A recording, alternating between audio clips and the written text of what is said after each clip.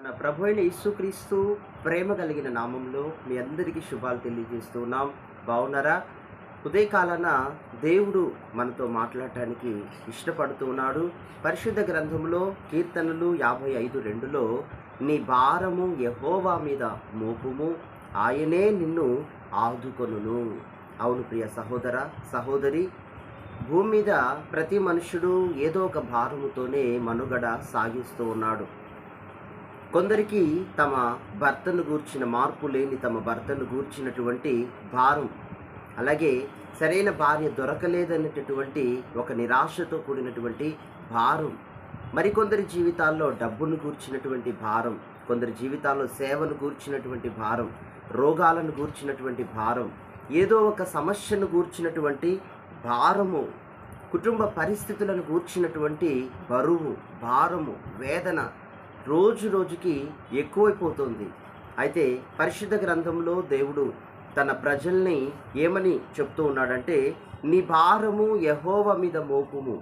ఏ భారము నీకు ఎదురైనప్పటికీ ఆ భారమును, ఆ చింత యావత్తును, ఆ వేదనను దేవునికి ప్రార్థన ద్వారా నువ్వు సమర్పించినప్పుడు గొప్ప సమాధానాన్ని, గొప్ప నెమ్మదిని పొందుకుంటావు.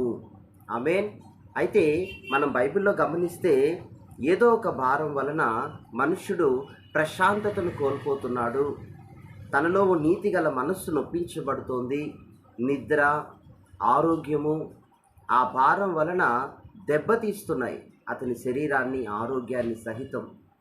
కనుక ప్రియ సహోదర సహోదరి, దేవుని వైపు నీవు మనస్సు మళ్లించుకొని ఆయన సన్నిధిలో మోకరించి నీ భారం ఏమైనదో, ఎన్నైనా సరే, ఏదైనా సరే, అది ఏ రూపంలో ఉన్నా సరే, సర్వశక్తుడైన దేవుని సముఖములో నువ్వు దాన్ని వివరించినప్పుడు, నీ సమస్యను దేవునికి ప్రకటించుకున్నప్పుడు, దేవుడు వాటన్నిటి నుండి అద్భుతంగా నిన్ను విడిపించుటకు శక్తిగల సమర్థుడని నమ్ము. నమ్మితే నువ్వు దేవుని మహిమను ఈరోజే చూడబోతున్నావు.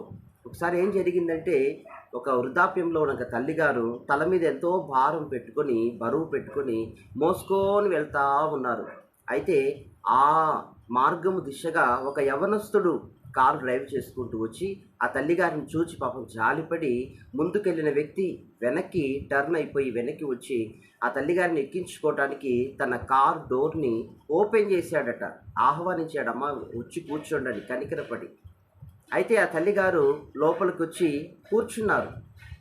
కూర్చొని తన బరువు మాత్రం తన తల మీదే ఉంచుకున్నారు. అప్పుడు ఆ యవనస్తుడు ఇలా అంటున్నాడు, అమ్మా నువ్వు కారులో ఉన్నావు, నీ బరువు పక్కన సీట్ మీద పెట్టి నువ్వు ప్రశాంతంగా రిలాక్స్గా కూర్చో అని అంటున్నప్పుడు ఆమె అంటుంది, లేదయ్యా ఇది నా బరువు, ఇది నా భారం, ఇది నేనే మోయాలి అని అంటున్నారు.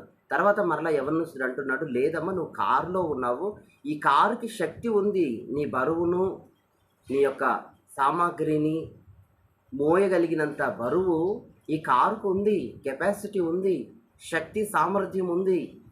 కనుక నువ్వు దాన్ని ప్రక్కన సీట్లో పెట్టి నువ్వు రిలాక్స్గా ఫ్రీగా కూర్చో అని అన్న ఎంత చెప్పినా సరే ఆమె గమ్యస్థానం వరకు కూడా తల మీద మోస్తూనే దిగింది.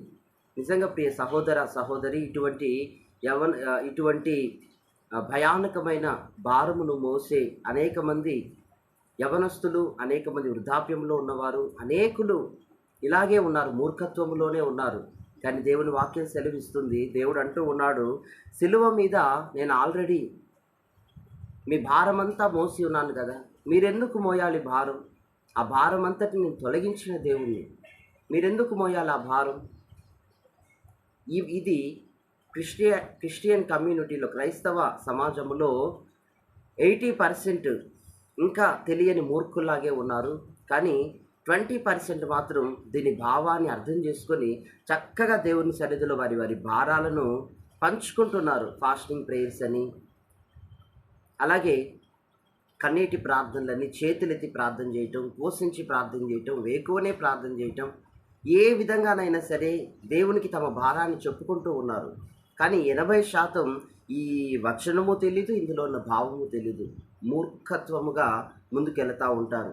కావున ప్రియ సహోదర సహోదరి, నీ జీవితం మారాలి, నీ ప్రతి విధమైన భారం తొలగాలంటే యేసయ్య యొద్దకు నువ్వు వచ్చినప్పుడు సిలువలో నీ ప్రతి భారాన్ని ఆయన తొలగించి నీకు నెమ్మదిని ప్రశాంతతను కలగజేయగలిగిన దేవుడని నమ్ము. నెమ్మదిగా నీ సమస్యకు దేవుడు అద్భుత కార్యం చేయబోతున్నాడు.